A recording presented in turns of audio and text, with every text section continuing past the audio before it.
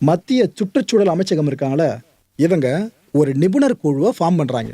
அதாவது சுரங்கம் அமைக்கலான்னு மத்திய அரசு இல்லைன்னா வேற யாரோ முடிவு பண்றாங்க அப்படின்னா, அது மலைத்தொடரா சார்ந்து இருந்துடக்கூடாதுல, வளத்தை அழிக்கிறதா மாறிடக்கூடாதுல.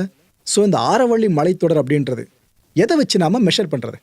இது அந்த மலைத்தொடர் பகுதி, இது மலைத்தொடர் அல்லாத பகுதி, இதை கண்டுபிடிக்கும்பா அப்படின்ட்டு இப்படி ஒரு டீமை ஃபார்ம் பண்றாங்க சென்ட்ரல் கவர்மெண்ட். ஃபார்ம் பண்ண கையோடு இந்த ஆரவள்ளி மலைத்தொடரை பற்றி ஃபுல்லாக எல்லா ரிசர்ச்சையும் அவங்க பண்ணி முடிச்சதா சொல்கிறாங்க.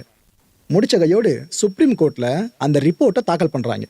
ஸோ சென்ட்ரல் கவர்மெண்ட்டே சுப்ரீம் கோர்ட்டில் ரிப்போர்ட்டை தாக்கல் பண்ணதா தான் இதை நம்ம எடுத்துக்க முடியும். அந்த ரிப்போர்ட்டில் என்னென்ன சொல்லியிருந்தாங்க தெரியுமா? அதாவது ஆரவள்ளி மலைத்தொடர்லேயே நிறைய சமப்பாங்கான இடங்கள்லாம் வரும். அதெல்லாம் 100 மீட்டர்ஸ்க்கு மேலே இருந்தால் தான் ஆரவள்ளி மலைத்தொடர்னு அதுக்குள்ளே கொண்டு வருவாங்க. 100 மீட்டர்ஸ் கம்மியாக இருந்துச்சுன்னா அது மலைத்தொடர் கிடையாதுப்பா, அங்கே நீ சுரங்கலாம் அமைச்சிக்கலான்ற மாதிரி தான் பொருள். வித்தியாசம் புரிஞ்சிச்சா? இப்படி ஒரு ரிப்போர்ட்டை கொடுத்துருக்காங்க. இந்த ரிப்போர்ட்டை ஃபுல்லாக எடுத்து படித்து பார்க்குது சுப்ரீம் கோர்ட்டு. சுப்ரீம் கோர்ட் இதை ஏற்றுக்கிட்டாங்க. ஓகே ரைட்டுங்க, நீங்கள் மெஷரிங் பாயிண்ட் பற்றி சொன்னீங்களே அது ஓகேன்ற மாதிரி தான் சுப்ரீம் கோர்ட்டு கன்வின்ஸ்டு. இதனால தான் பல பேருக்கு என்ன தெரியுமா பயம் வந்துருச்சு? ஏப்பா நாங்கள் படித்த வரைக்கும் இந்த ஆரவள்ளி மலைத்தொடர் சார்ந்து 12,081 ஹில்ஸ் இருக்குது.